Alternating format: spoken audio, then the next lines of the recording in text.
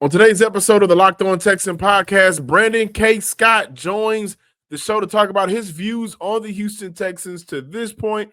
Looking back at 2024, the things that went wrong, how could they go right for 2025?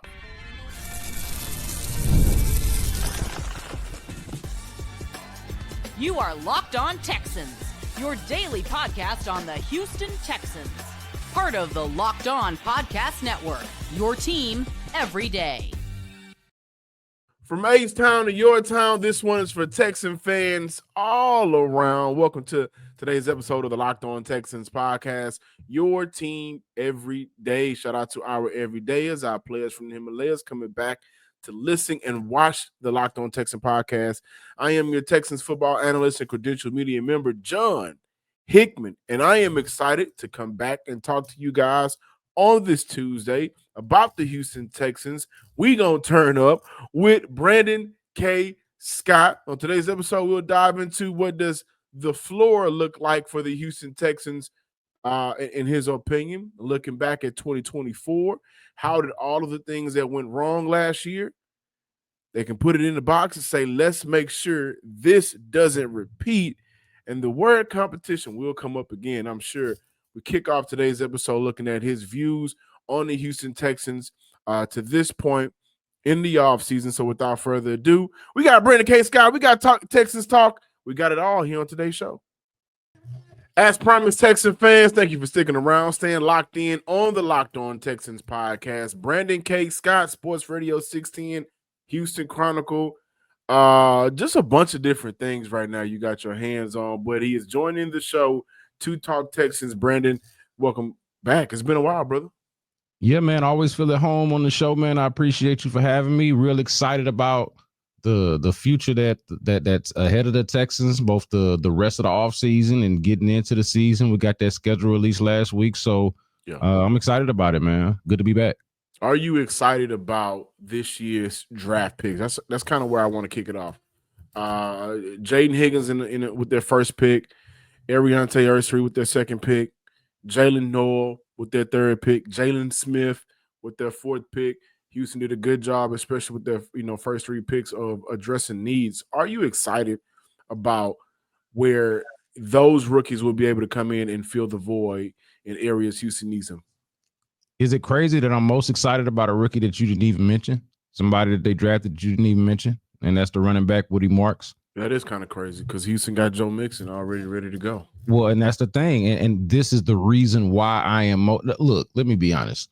Jaden Higgins, I say that I'm most excited about Woody Marks. I think Jaden Higgins is going to be the best player that was drafted in this class, and I think he'll be the most, maybe a better way to put it is I think he'll be the most immediate impact player of them all. But I'm looking at Woody Marks, and you mentioned Joe Mixon already having him. And I wanted to ask Nick Caserio about this when we had him before the draft. They've got to figure out a way to lighten that load on Joe Mixon. Absolutely. It is enough to say that Joe Mixon has been a durable back, is an all-purpose back, can basically do whatever a running back needs and is supposed to do, Joe Mixon can do. And so he's really ideal in that way and a workhorse. But, man, he is getting up there in terms of mileage and age, in terms of running back years, right? And I feel like in order to maximize, it was one thing last year, but in order to maximize this window that you have with Joe Mixon, which who knows how long that is in running back years, like I mentioned, I feel like you've got to have another guy. And whether it was a matter of not having that guy or not properly trusting that guy or feeling like they could trust that guy to spell Joe Mixon enough, they didn't have that. And I don't know if Woody Marks is going to exactly be that, but I'm optimistic about it, and I'm really intrigued to watch it play out. So I'm not saying that Woody Marks and Joe Mixon are going to be splitting carries, but does that give you another option to lighten the load on Mixon along with Damian Pierce and what's already on the roster? I think so. So, yeah, I'm really – and I didn't even mention the other guys that you mentioned. I'm excited about them as well. So I think it's a really good class that Caserio drafted here. That's been one of my points when I looked at the running back position for Houston for a long time. Like, Joe Mixon signed that 3-year extension when they traded for him.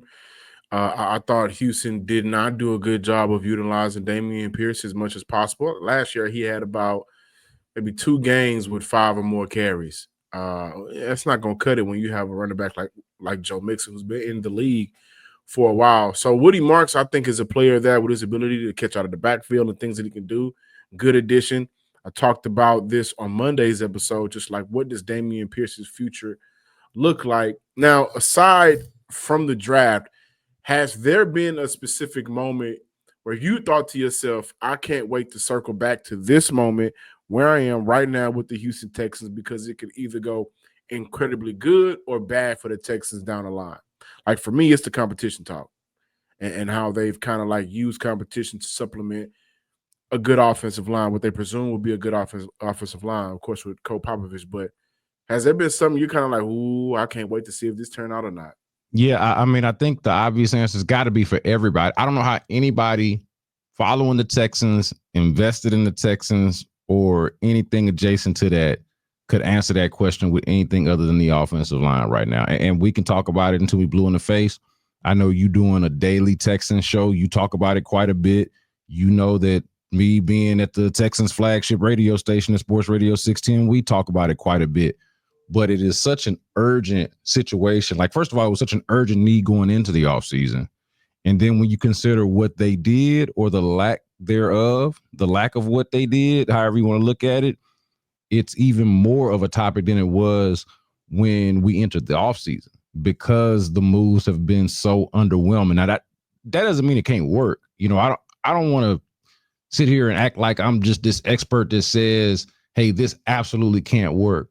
But no one with any varying level degree of football understanding and knowledge is out here sticking their chest out and saying, well, they fixed that offensive line problem that they had last year. The thing that was holding the Texans back from being a mediocre offense to a really good one, that offensive line, they improved that. They addressed that. They got that better.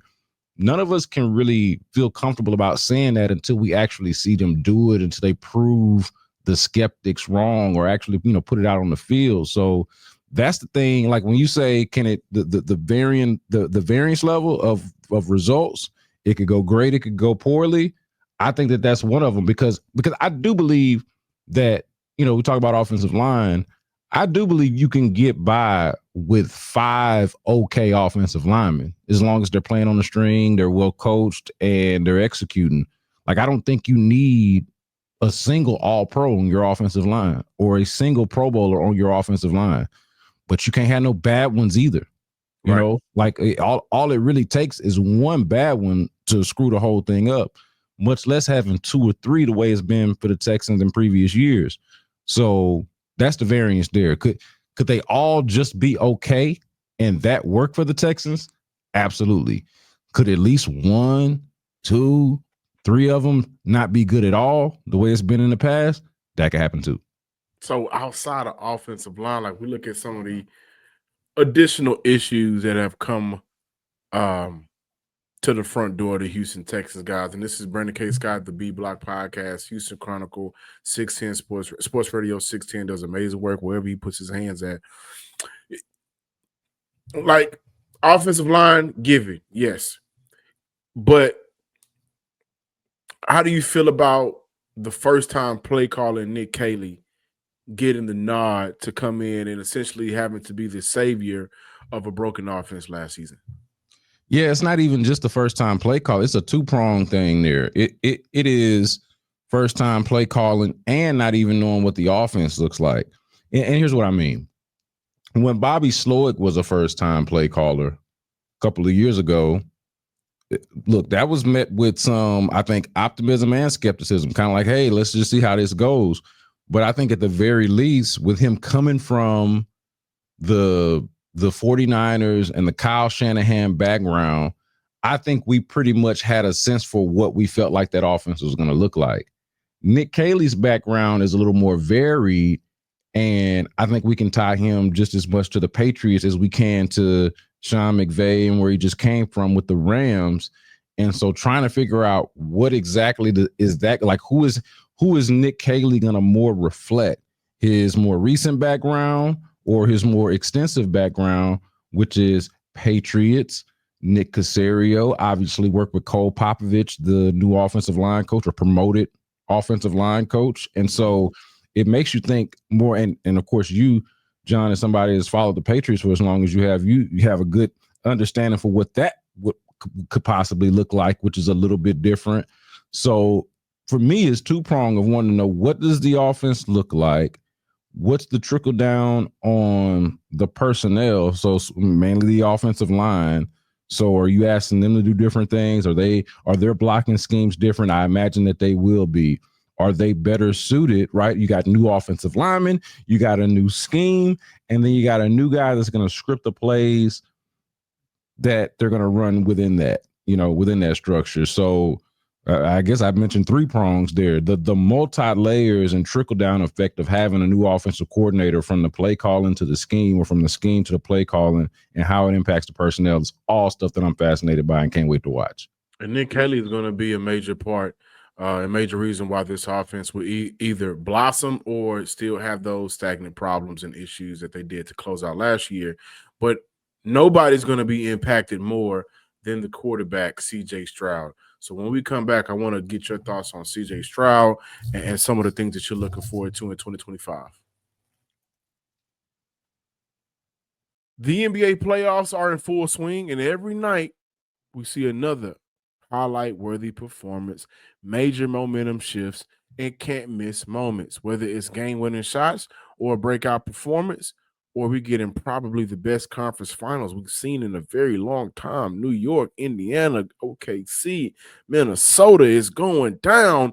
There's never been a better time to get in on the action. And FanDuel makes it easy to stay in the game before tip-off and live. With player props, performance trends, same-game parlays, fans have more ways than ever to play smart and win big. You got to read on a player who you think is going to be heating up for this Tuesday Western Conference Finals. Why not back it up with a same game parlay? And how could $200 in bonus bets add to the excitement if your first $5 bet hits? I know how to add to that excitement. You take that $200 and you use it on FanDuel to win more. New to FanDuel, no problem. Not a problem. As FanDuel has you covered, it's the perfect time to sign up. Head over to FanDuel.com and place your first $5 bet. If it wins, you'll get $200 in bonus bets. Make every moment more with FanDuel, the official sports betting partner of the NBA. Welcome back, Texan fans. Thank you for sticking around, being locked in on the Locked On Texans podcast. Brandon K. Scott, the B Block Podcast, Sports Radio 610, the Houston Chronicle. What else, K. Scott? What else you got going on, man? Hey, man, that's everybody that paid me right there. So that's all you got to give them right there. That's all. That's where all the checks come from. You covered it all. So we can go with that. But I thank you for shouting out the B Block Podcast. I think everybody knows about Sports Radio 610, or if you're familiar with me, you're probably familiar with me because of Sports Radio 610.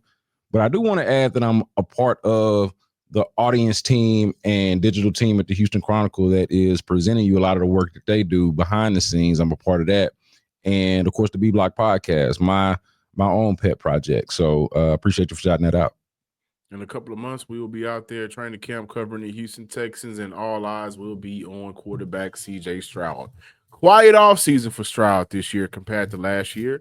No world tour, no podcast with Micah Parsons, not doing the whole buddy cop thing with Micah and, Dallas Cowboys, Houston Texans. And a lot of people have their own speculation on CJ not taking last offseason as serious as maybe he should have. Towards the end of the year, as Houston struggled offensively, I was one of those people that had to be fair to Bobby Slowick to say, well, some of these plays and throws that are being missed right now was completely on a quarterback.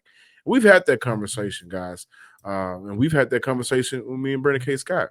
What do you want to see specifically from Stroud this year to kind of ease your mind on the quote-unquote sophomore slump?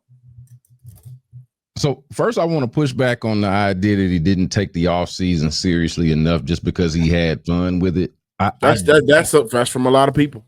Yeah, and I've heard that, and I just want to push back on it because I don't buy into it. I do think it's convenient when you struggle or when your team takes a step back to then reflect on the offseason. And to be fair, there were people even in the moment that were saying, hey, is CJ Stroud doing a little bit too much?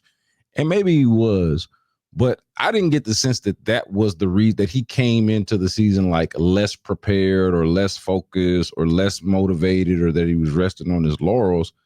I didn't see that at all. I just think that it was a more difficult year, a more challenging year.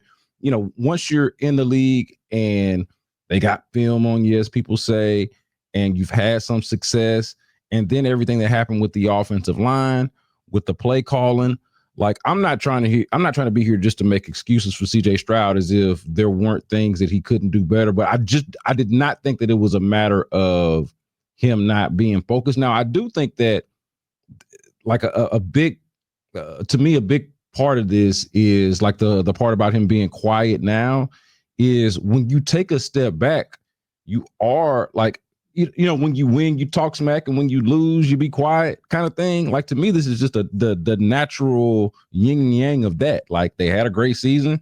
He did a victory lap. They didn't have a great season. He ain't talking as much noise. Like, he would probably sound kind of silly talking the way he did last offseason if he did that the same way this offseason. So that part of it just makes sense. In terms of what I want to see from him and some of the things that he did not do as well, or issues that I saw from CJ Stroud, I thought that he did get a little bit like sloppy or lackadaisical with his feet, with his footwork. And honestly, I think that contributed to some of the accuracy issues. I think it also was the offensive line and some, I don't want to call it PTSD to make light of PTSD, but you understand what I mean. Like some reticence because of the protection issues. And I think that impacted his mechanics in a lot of ways. Also, the decision-making thing, I think, is going to be a big part of this. When we mentioned Nick Caley and the differences in the offense, a big part of what we talked about this offseason with CJ Stroud is that he's going to have more responsibility and more say-so pre-snap, you know, and after they get out of the huddle. And so, and I think a lot of that is going to be transferred from the center to the quarterback. My hope for them is that move, that singular move, makes both the center and the quarterback better. Like, it allows the center to focus more on, you know, just hiking the ball and blocking the guy in front of him. And it allows CJ Stroud to be more empowered as a decision maker with the football.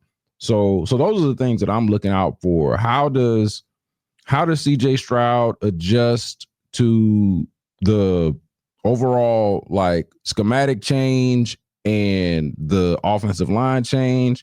And is the infrastructure around him going to make it so that his mechanics are back, his accuracy is back, and most of all, his decision-making power is something that is an asset for the Texans? Yeah.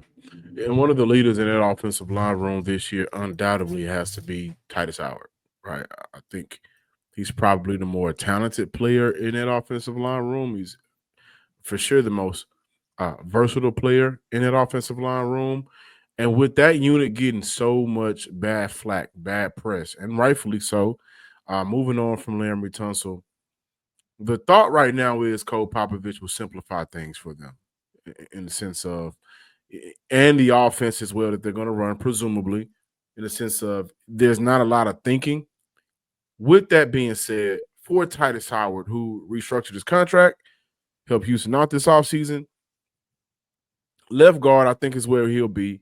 But are you looking for him to be the anchor? When we look at 2024, the anchor was Laremy Tunsil. He's gone. Titus is still here. Blake Fisher is still learning. Juice and Jarrett, we don't necessarily know where they are in terms of their growth. We'll find that out in a couple of months when training camp kicks off. Cam Robinson is who Cam Robinson is. Do you place any, I guess, pressure on Titus Howard's shoulders to just be the guy in that room? It's an interesting question, man, because he's definitely the most senior Texan of the group. And then, like you mentioned, the versatility, a guy that's gotten a contract. I know he restructured his deal, but he's a guy that's been paid, you know, a first-round pick who then got the contract extension. And I think guys are aware of guys like that and respect that type of accomplishment, if you will. But to answer your question more directly, I would say that I'm looking for that guy to emerge. Like, I'm not putting any extra pressure on Titus Howard or anybody else. But it needs to be somebody. Yeah, man, because if I'm just being real with you, I don't know who that guy is going to be. And maybe this is something that we start to figure out once camp starts or once the summer comes around and we really start to get to know the team a little bit better. But I think it could be Titus Howard. I think it could be a number of the other guys that they got in that room, whether it's Cam Robinson or if it's Trent Brown, who we don't expect to really play, but has a lot of experience and is, from all accounts, from what I understand, a well-respected guy in the locker room. When you talk about the anchor or the positional leader, man, I don't know who that is. I don't know who that is, who that's gonna be, if it's gonna be Titus Howard, but somebody. Does that concern you at all? Well, like you said, it does. But like you said, somebody has to emerge. And I think somebody will. Like, I'd be shocked if nobody emerged as a leader at all within the room, even if it's somebody that we can't necessarily see, or if the leadership is not like reflected publicly, if it's not just like obvious and transparent. I think somebody's going to emerge as a leader. But no, we don't really have a good answer to that question right now. And it is a little bit concerning because it's twofold there, right? You don't know who the leader is. You don't know what the combination of, they got a bunch of offensive linemen now, but you don't know exactly what the combination is going to be. You said you think he's going to be a left guard. I think he's going to be a left guard too, right? But I don't know what they got going on over there, man, to be honest with you, right? Like, they have a collection of guys on the offensive line who have played now, I would say, quite a bit of football, right? Between Ed Ingram, who came in, and I know he was benched last year, but for the most part of his entire career, last few years, he's been a starter. Obviously, like you mentioned, Cam Robinson. Laken Tomlinson is somebody who's had success in the past. Of course, you mentioned Titus Howard. We know his resume.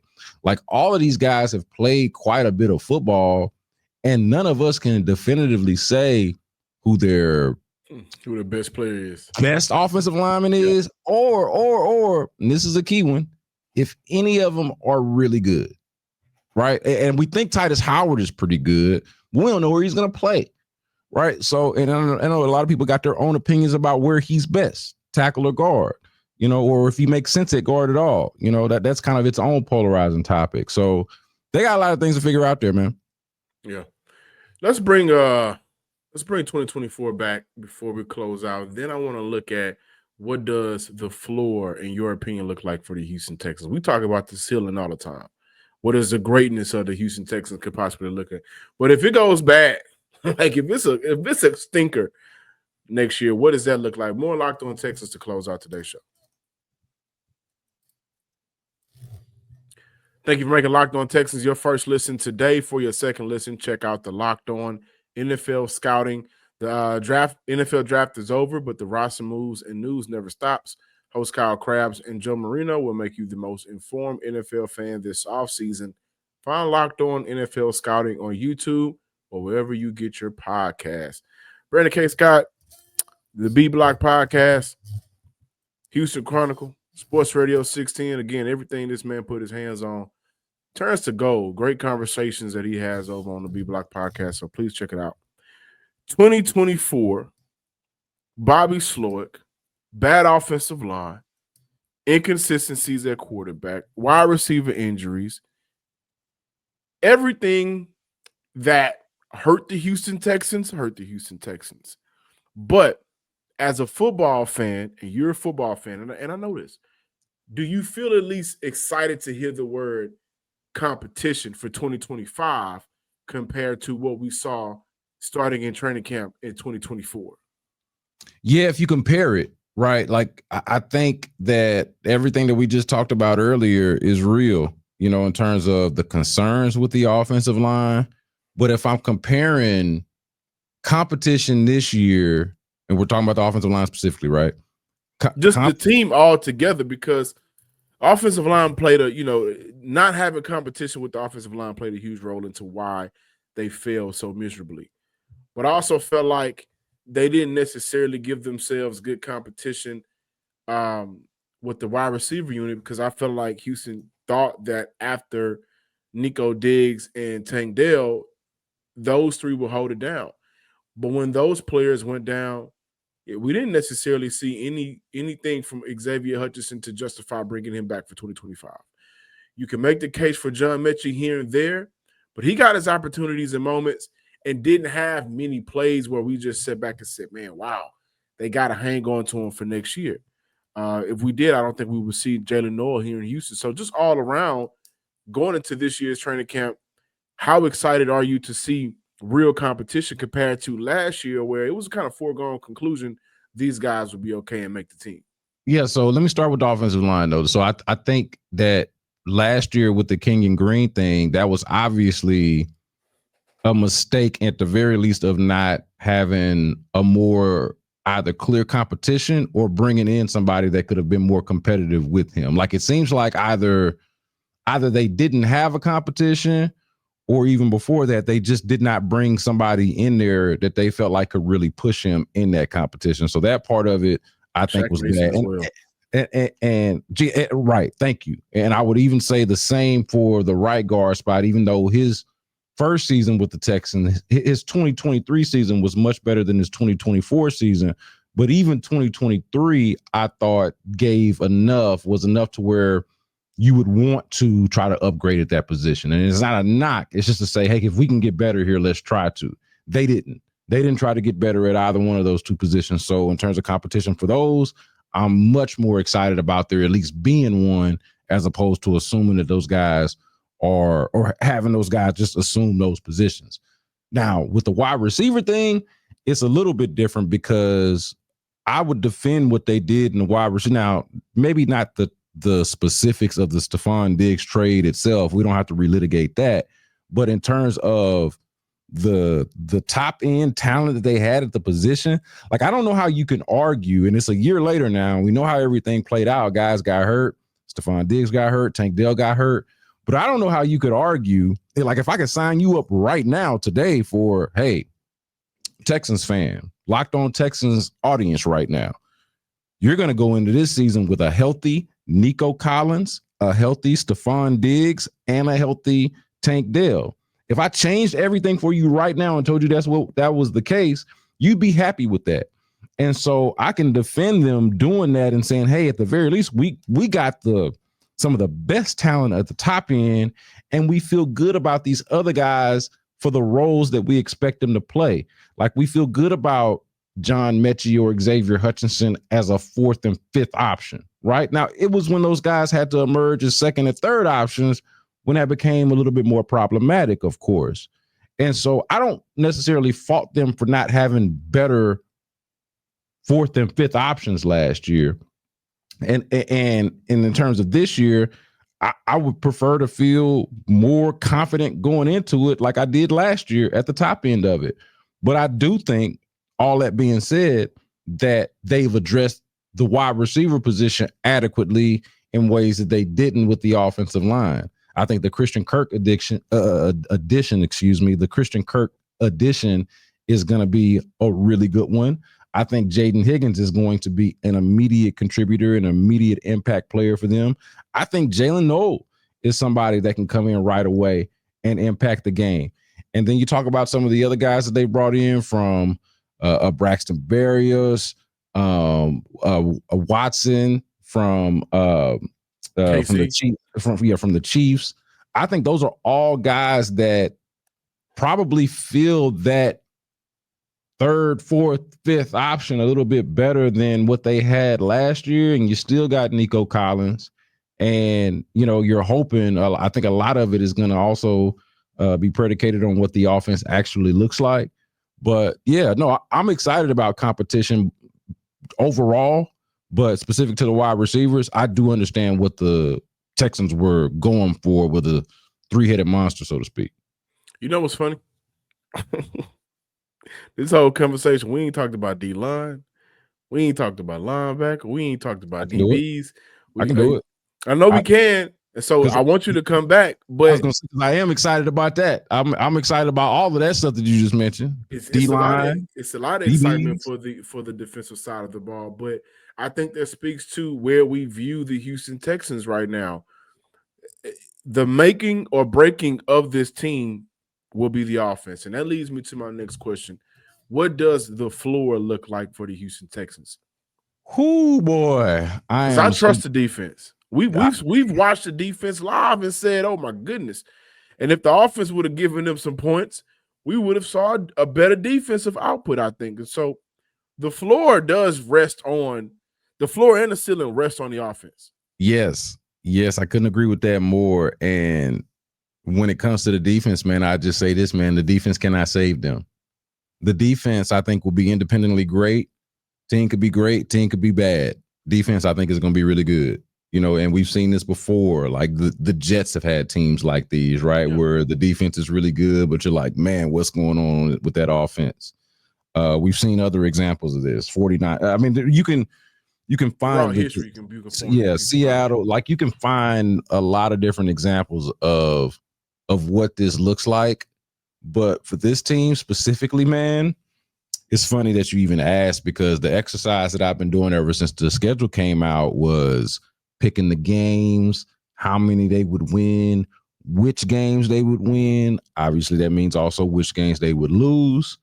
And the question that I had not asked is, well, what if you're wrong? What is the counter argument to your 10-7 record prediction for the 3 years in a row, 10-7 record prediction for the Texans? What does the counter argument, the counter prediction look like? And what's really interesting about it, John, to be honest with you, man, is that there is not a single game on this schedule that I would just say 100% right now as we sit here talking about this, man, the Texans going to win that game. I got them sweeping the Colts, by the way. Look, and you can, I don't have it in front of me, but I'm pretty sure you can find somebody that I got them either, if not sweeping, winning the game.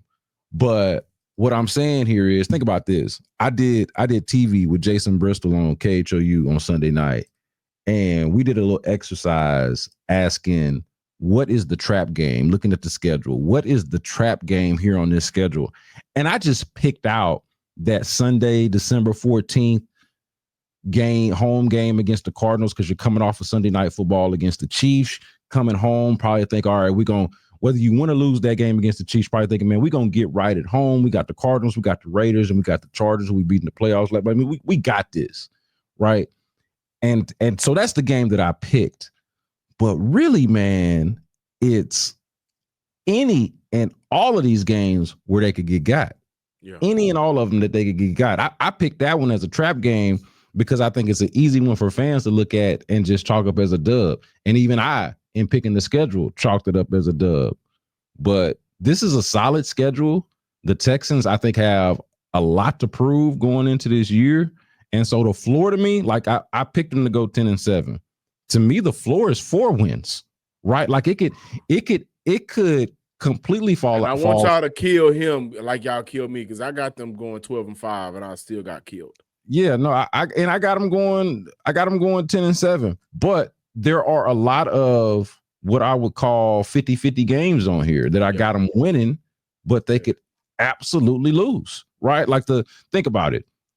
I think every game against an AFC West opponent, tough. It is going to be tough, and the Raiders is probably going to be the easiest one. But I mean, they got Geno over there, and they got a competent coach and Pete Carroll. Like the Raiders, I think, are going to be better, and they usually are a tough team. So and then everybody else in that division, I think, is legitimately good. And so, but between the Broncos, obviously the Chiefs, and of course the Chargers, so they could lose all of those games. That's the West. The NFC West, scrappy. I mentioned the Cardinals. They could be the worst of that division. Is it the 49ers? Is it Seattle? And of course the Rams, they open the season. They could lose all of those games, right? And then that's not even to say the weirdness of what goes down in the division. So I just think it is easy at this point in the season, or this point in the offseason, when the schedule comes out, to get excited about it. and to predict success. But you asked the question of what does the floor look like and what could it look like if it goes bad, if it goes poorly? You're in that 4 to 6 win range, right? So if I went an absolute floor, an absolute bottom, like I have a tough time seeing them losing or winning fewer than 4 games. That would be wild. But hey, could it go the other way? Absolutely, it could. Absolutely, it could. And I think that will all be on the hands and shoulders of the offense for the 2025 season. Brandon K. Scott, thank you for stopping by. Please let our listeners and viewers know where they can find all of your great work, where they can watch it, where they can listen to it, or where they can read it. The B Block Podcast, wherever you get your podcast and on YouTube, publishes on Tuesdays and Thursdays. I'm also on Sports Radio 610 in the loop for an entire hour every Tuesday from 11 a.m. to noon. And then on Wednesdays in with The Drive on Sports Radio 610 from 4:40 to 5. There we go, man. Make sure y'all check it out. K. Scott, I got to bring you back, man. We got to do more of this. I would call it the loop. Herm Clark, South Post Oak. We got to do more of the Sam Houston Loop episodes of the Locked On Texans podcast. But follow us on Twitter at Locked On Texans. Follow me on Twitter at John_Hickman12. Until next time, ladies and gents, Texan fans across the nation. Peace.